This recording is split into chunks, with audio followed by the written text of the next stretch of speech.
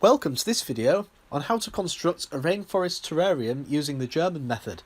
This will show you how to make living walls and a living moss floor using methods that are common in Germany. The first step is to make the living walls. This is done by mixing an acidic substrate such as peat or Ericaceous compost with latex. I use clear latex, but you can use white latex if you need to. I used an expensive bottle of latex, but you can pick up 2 litre bottles for a fairly cheap price. The ratio of latex to compost is 3 cups of compost to 1 cup of latex. You then mix these together and mould the mixture into the back walls of your terrarium. Feel free to shape the composition into natural looking craves or crevices.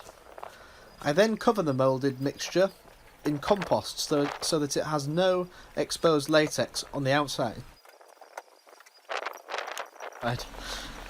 The latex binds the compost in a web, and this means that moisture and springtails can move freely within the wall, making it a moisture wicking and biologically living wall.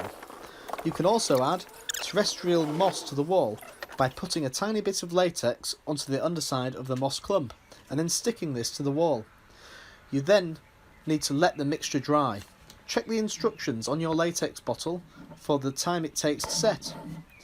Once set, you will need to pull the wall off the terrarium and rehydrate the compost and moss in RO water. As you can see, the water in this tub is wicking up to the top of the wall. I left it in here overnight to fully rehydrate. You then need to just fix your walls into your terrarium using silicone sealants. Now you need to make the floor. Simply add a 1-inch layer of Ericaceous compost to the bottom and then tightly pack in live sphagnum moss. You can get this online, but make sure it is definitely live, as it won't work otherwise. It needs to be slightly green when you put it in. The reason why we aren't using a drainage layer is because sphagnum moss is actually found in bogs and is commonly known as bog moss, so thrives in these conditions. You then want to use some Java moss. Chop this into tiny pieces and spread across the sphagnum moss floor and insert into the crevices inside the wall.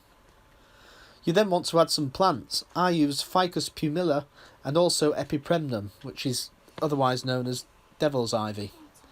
And that's it, everyone. A perfect way of making your own living jungle cube.